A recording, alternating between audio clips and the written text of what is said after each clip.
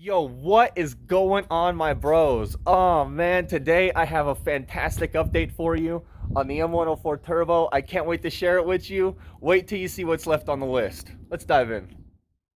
What we do here is go back.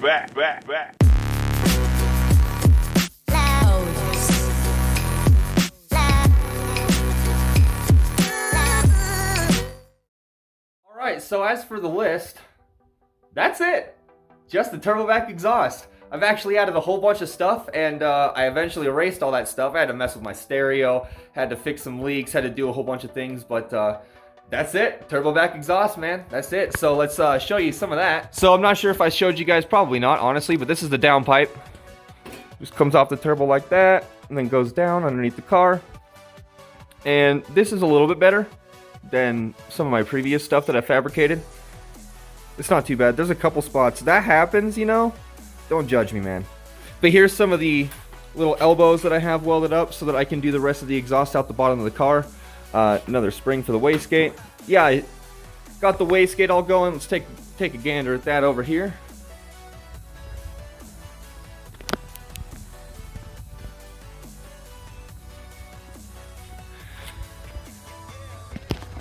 So check that out. There's about 800 miles or more on these welds right here on the turbo. And I have this little support guy right here. If I touch that, my fingertip's gonna get burnt off. So I just finished recording some super awesome videos. Why don't I cut to that real quick?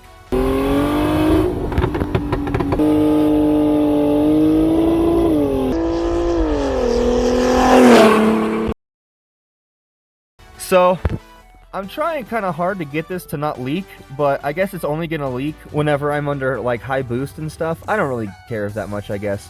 But this is how the wastegate is run. So it comes down off the turbo with a little loop-de-doo. Comes down like that, and then I have the dump pipe. Ignore the transmission fluid stain. The dump pipe goes down right between the little, I believe it's the sway bar and the power steering rack. Just goes right down and dumps right to the floor. Works really nice. And there it is coming out the bottom. You can see it's nice and black. Perfect. So all that definitely seems to be holding up. I'm making about 50% more boost above ambient. So here it's about 80 kPa, and I'm making about 120 kPa. So that's a 50% increase. So if I was at sea level, I would be making more than that, obviously. But so 50% over ambient pressure. Not too bad. Over here I have my knock detection. I'm still working on that. I'm getting it working. And over here, I have this little controller. It's a 3-part controller, so there's 3 identical little circuits on here. And all it does is it takes a 5-volt input signal from the ECU and then converts that into pulling to ground, which is pulling 12-volt relays to ground. So that's all this does. It's very simple. It's not complicated. It just looks complicated, but it's not. You're just basically taking a 5-volt signal coming in, which is one of these guys right here, and then there's a ground wire. So like, for example, you can see 5-volt in, and then you can see O out. So that's just gonna pull the ground. Super simple. So I took the old board out and then built a one that had 3 pieces on it, and then that's that. We'll jump back here and take a look at the taillights. They've been working pretty well. I can't lie, I got pulled over one time. Didn't get in trouble, but he didn't say anything about my taillights. So I assume that my taillights are bright enough and they work just fine. Here's the other side over here. It's not too bad. The only weird thing that I had to do was get the blinker to sit in there so that my blinker didn't blink fast, but that's no big deal. I mean, who really cares, right?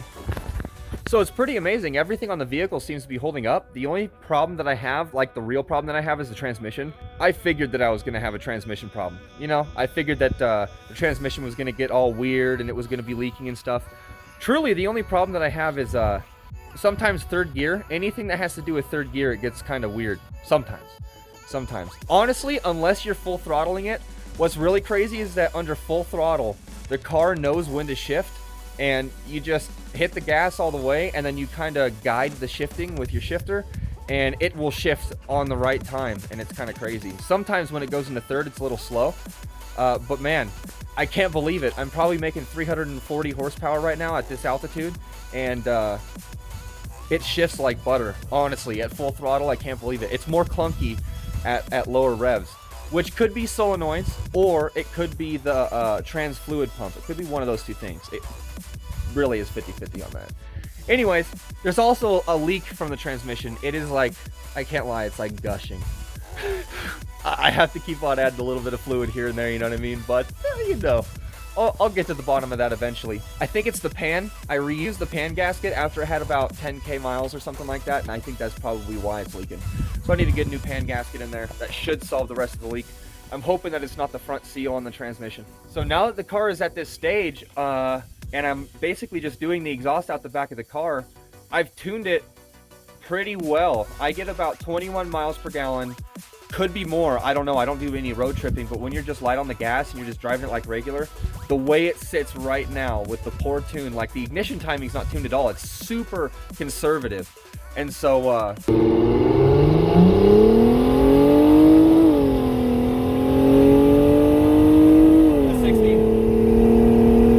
with a 6.75 second 0 to 60 on a really crappy transmission, I wouldn't say that's too bad with an ignition timing that's really conservative. And the boost is turned down.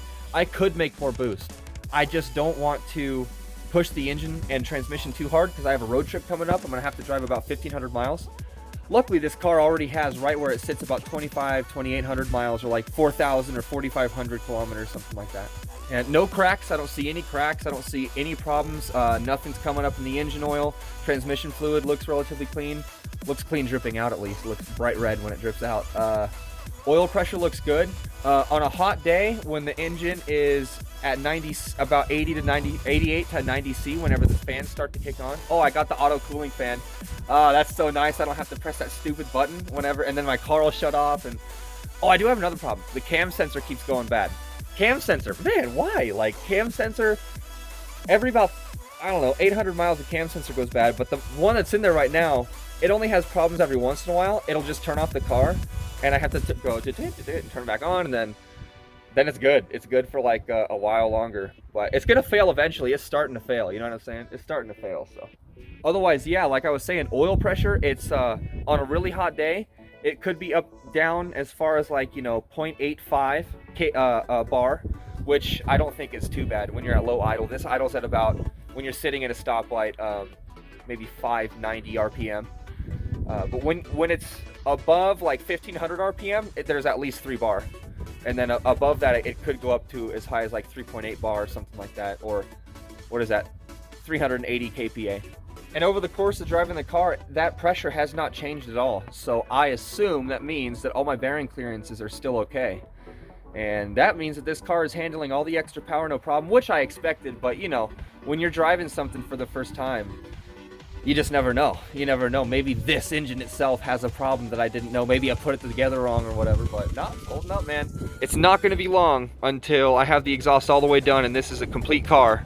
Then what I'm going to do is I'm going to paint this thing with white bed liner. So it's going to be white bed liner. I'm going to replace the rims with some really nice OE Mercedes-Benz rims. I have some specific ones in mind. I saw them on this. And I want to paint it with white bed liner and kind of give it a similar look to this without the light bar on the top. Drivability is amazing. If you're not stepping on the throttle too much, the turbo will not spool. It will not spool. But if you open up the throttle, it takes about 1 second and the turbo pretty much gets to full spool. 1 second, you feel just, it's great, bro. Woo, that is a great feeling. I've never felt that before. Actually, yeah, some trucks, but this is the fastest car I've ever driven. 6.75. 0 to 60, that's not bad for a guy in his garage, you know what I'm saying? Weld everything, rebuild everything, do the tune, all the wiring, the harness. Sheesh! And there's nowhere to go but up. Once I get all this knock detection set up, I'll be able to push the car a little bit further, and then I can turn up the boost too, and then we'll see what it does at sea level. We'll see what the times are in sea level. Maybe my transmission's gonna blow right then. Who knows? But hey, I hope you guys enjoy this video. I really enjoy doing this kind of stuff.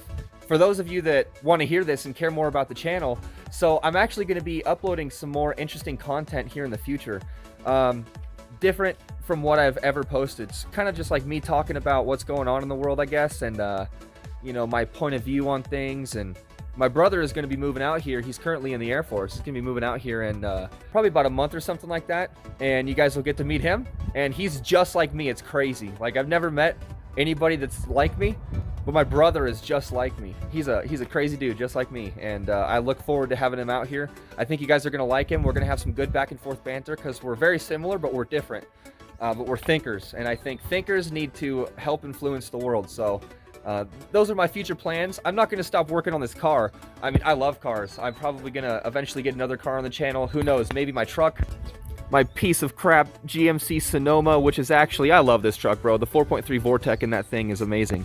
With the exception of apparently the fuel rails are inside of the intake manifold and they can leak. And that causes some like super AIDS problems that I don't want to deal with. So I'm hoping that this just isn't going to do that. Who knows though? Who knows? But honestly, this truck's not bad. And maybe one day this thing will see a supercharger. Boosted life. Bro, once you boost one thing, you're like, man, everything's got to have boost. Why not boost everything? And it is a GM, you know, Vortex, so who knows? Alright guys, again, I hope you enjoyed this, and I'm going to try to keep on uploading content. I know that I'm kind of sporadic. Sometimes I upload a lot, and then sometimes I don't. It's just life stuff. I'm sure you guys understand. Alright guys, thanks for watching. Don't forget to hit that like button if you like this content. Don't forget to hit that subscribe button if you're not subscribed yet, and I will see you next time.